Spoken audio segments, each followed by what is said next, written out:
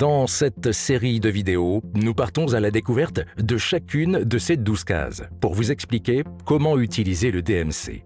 À ce stade, nous avons déjà abordé la partie gauche du DMC, qui permet de clarifier les intentions des porteurs de projet. On rappelle qu'après cette première étape a lieu une phase d'exploration qui permet d'éclairer la boîte noire que l'on retrouve systématiquement face à un projet dans l'incertain.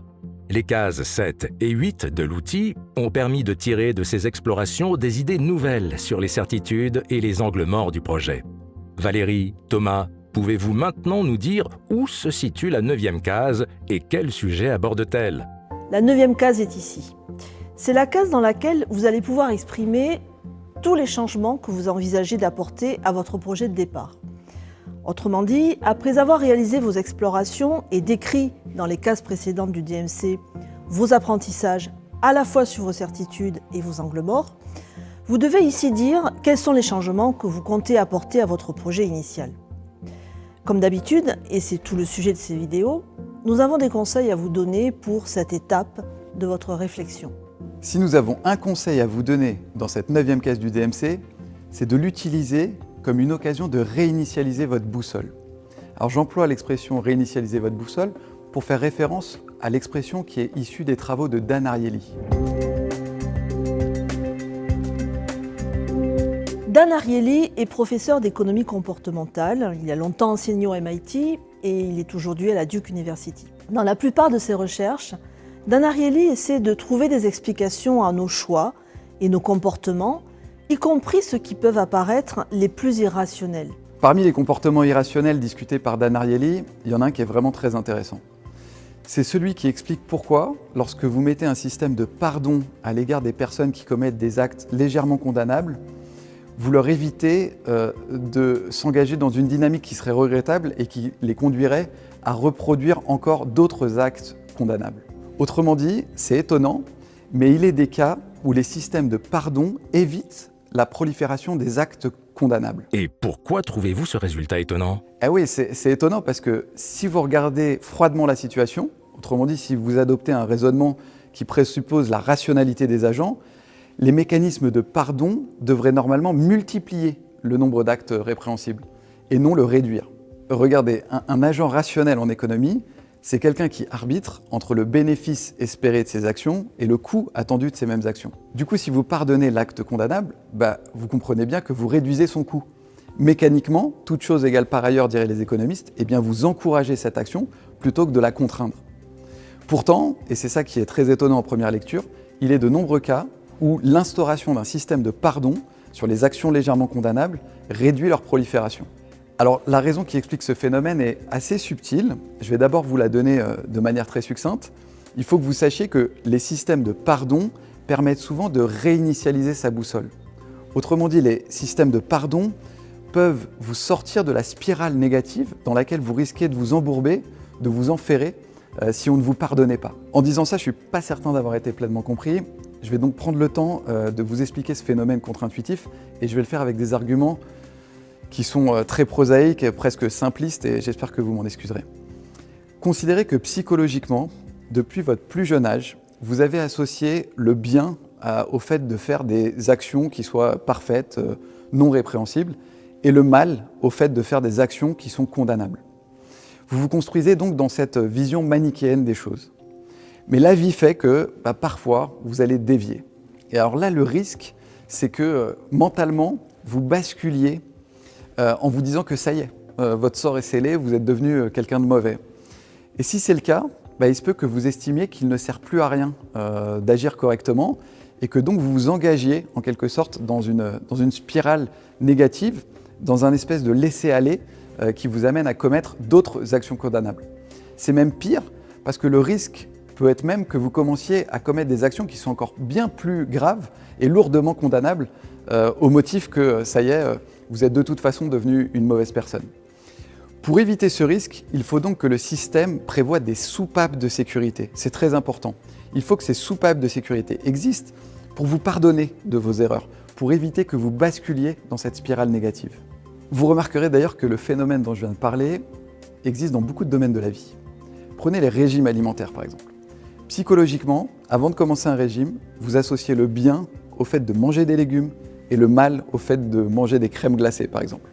Et la vie est faite de telle sorte que un jour, vous allez sans doute succomber aux appels sournois de la crème chantilly. Et là, pour éviter que cet écart ne marque la fin de votre régime et donc que vous lâchiez prise, il faut donc que vous puissiez trouver un moyen de réinitialiser votre boussole pour revenir sur la trajectoire que vous aviez initialement engagée. Si ce phénomène existe dans beaucoup d'aspects de notre vie, il existe aussi dans le monde des projets en entreprise, surtout lorsqu'ils sont conduits dans l'incertain. Au début du projet, vous imaginez des choses. Psychologiquement, vous vous dites que vous serez un professionnel talentueux si vous réussissez à exécuter votre projet tel que vous l'avez initialement imaginé, et que vous serez un professionnel défaillant si vous n'exécutez pas votre projet comme prévu sur le plan. Dans le cas où vous déviez, le risque est alors que vous changiez votre projet de manière déraisonnable, en étant victime de l'effet de laisser-aller dont nous venons de discuter. Il se peut alors que vous basculiez dans une attitude où vous vous dites que, de toute façon, le projet ne correspond plus à ce que vous deviez faire, donc autant le pousser de manière déraisonnable, pratiquement jusqu'à l'absurde. D'où l'enjeu de réinitialiser votre boussole. Dans cette case, notre rôle est de vous mettre à l'aise par rapport à tous les changements que vous allez faire sur votre projet.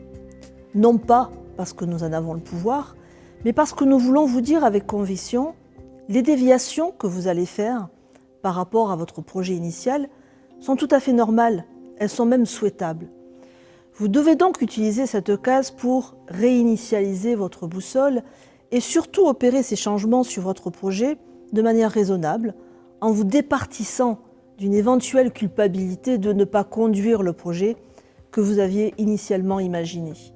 Pour résumer, dans cette 9e case du DMC, il faut indiquer les changements que l'on souhaite opérer sur notre projet initial, tout en gardant à l'esprit que pivoter n'est pas l'aveu d'un échec. C'est une bonne pratique dans l'incertain.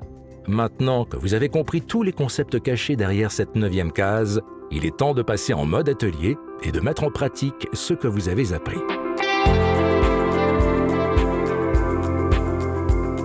Rappelons que notre projet initial était de concevoir des vidéos sur le thème de la prise de décision dans l'incertain.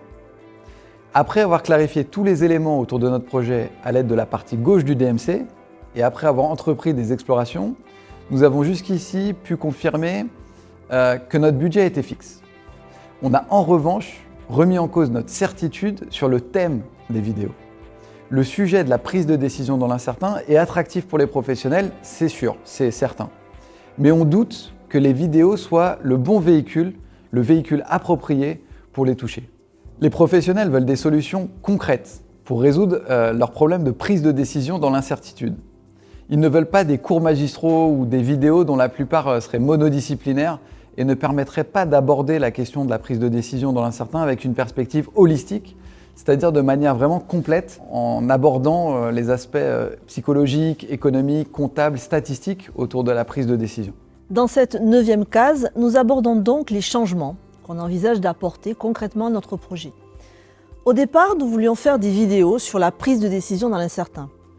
Grâce aux réflexions et aux explorations que nous avons faites, nous pouvons maintenant voir dans quel sens nous allons faire évoluer notre projet. Et finalement, on a décidé d'apporter beaucoup de changements au projet initial. D'abord, on a décidé de changer totalement notre approche. On ne souhaite plus produire une série de vidéos sur le thème de l'incertain, mais un outil d'aide à la décision dans l'incertain pour les managers. Notre but n'est plus d'informer les professionnels, mais de les aider concrètement dans leur réflexion et prise de décision dans l'incertain. Nos vidéos deviennent donc des tutoriels pour chacune des cases de l'outil que l'on souhaite construire. On veut que ces tutoriels puissent être consommés pendant les temps morts des praticiens, notamment pendant le temps de transport. On veut donc que les vidéos puissent être basculées en podcast pour que les praticiens puissent les écouter pendant leur trajet, soit en voiture, soit dans les transports en commun. Et les vidéos doivent d'ailleurs être accessibles sur LinkedIn pour les personnes qui prennent les transports en commun avec un accès au réseau Internet. On veut par ailleurs que les vidéos intègrent les derniers résultats de la recherche dans toutes les disciplines des sciences sociales et pas seulement en psychologie, en sciences de gestion ou en économie. Notre outil doit être conçu dans une perspective pluridisciplinaire. Ce repositionnement ouvre des possibilités nouvelles en termes de business model, nous permettant par exemple de proposer des ateliers de formation à l'outil pour ceux qui le désireraient. Il faut maintenant écrire tout ça dans le DMC, mais on peut juste résumer en concevoir un outil d'aide à la décision dans l'incertain et transformer les vidéos en tutoriels. Pour conclure cet épisode, on voit bien que nous n'avons pas considéré qu'une série de vidéos serait le seul moyen d'atteindre nos objectifs, qui en l'occurrence était de toucher les praticiens en leur rendant compte des concepts clés trouvés par les chercheurs sur ce sujet. En voyant que ce genre de vidéos était finalement pas très regardé sur les plateformes de diffusion de contenu en ligne, on a décidé de ne pas persister dans cette voie. Alors qu'on aurait franchement pu s'enfermer dans cette idée en estimant qu'on était capable de faire des vidéos encore meilleures que les autres, des vidéos qui soient encore plus vues, mais on n'a pas cédé au phénomène du laisser-aller dont on a parlé et on a réinitialisé notre boussole en réajustant le projet. C'est exactement l'application du message de Dan Ariely. Voilà qui clôt cet épisode sur la 9e case du DMC, la case « Changement du projet ». Dans le prochain épisode, nous aborderons en détail la 10e case dédiée aux bénéfices et aux risques de ces changements.